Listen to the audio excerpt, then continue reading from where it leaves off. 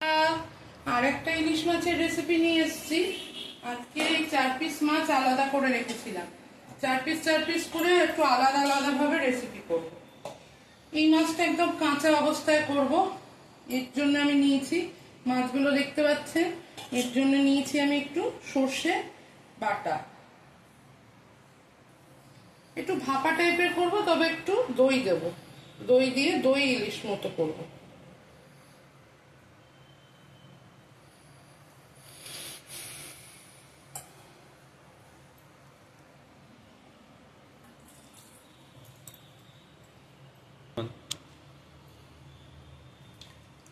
সামান্য একটু দই দিলাম,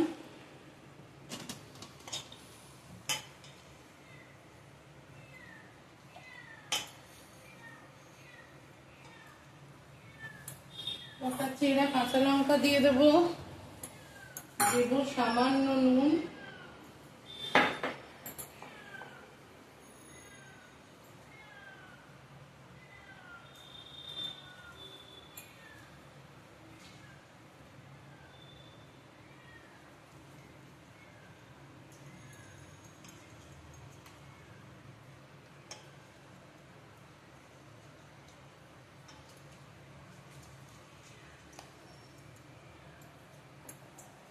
এই মাছটা আমি কিন্তু হলুদ ইউজ করবো না, সামান্য একটু শুকনো লঙ্কার গুঁড়ো, সেটা ইচ্ছে মতো আপনারা দিতেও পারেন, নাও দিতে পারেন।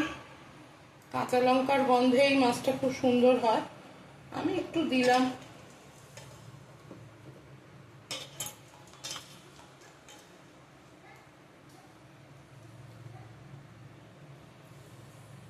এবং পরিমাণ মতো সরিষার তেল,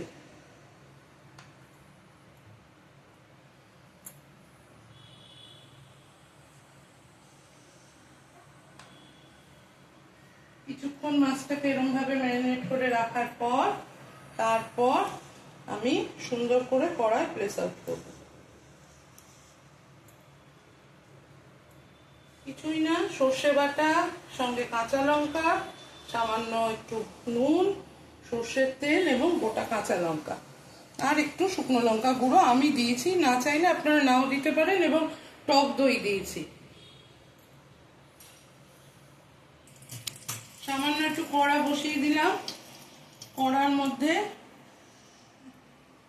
এবারে আমি কিছুক্ষণ রাখার পর, প্রায় 10-15 মিনিট রাখার পর আমি এবারে মাছগুলোকে কড়ায় দিয়ে দিলাম এবং এর পুরো গ্রেভিটা হাত দিয়ে চেঁচে কুচে মাছের ওপর দিয়ে দেবো।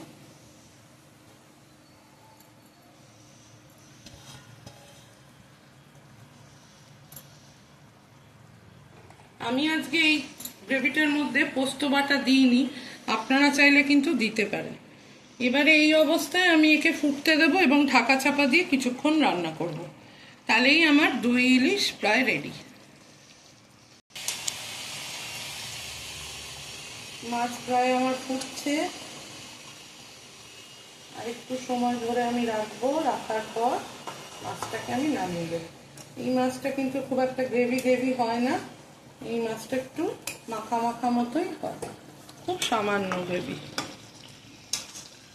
আবার লোক বেশি থাকলে তখন একটু জলের পরিমাণটা একটু বাড়িয়ে দিতে হয়, মশলার পরিমাণ মাছের পরিমাণ অনুযায়ী। আমি তো 4 পিস মাছ করেছি বলে আমি অল্প করে করেছি।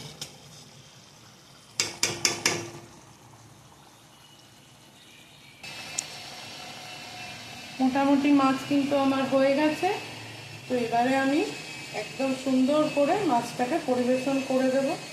গরম ভাতের সাথে এই মাছের যে রেসিপিটা আজকে আমি দেখালাম, একবার ট্রাই করে, মোটামুটি সবাই জানে রেসিপিটা, যে কেউ জানে না তা নয়, তবে একবার করে দেখতে পারেন, যে না জানেন সে খেলে তারপর বুঝবেন যে স্বাদটা কি হয়। যাই হোক, আমার মাছ পুরো রেডি, আমি এবারে মাছটা নামিয়ে নিলাম।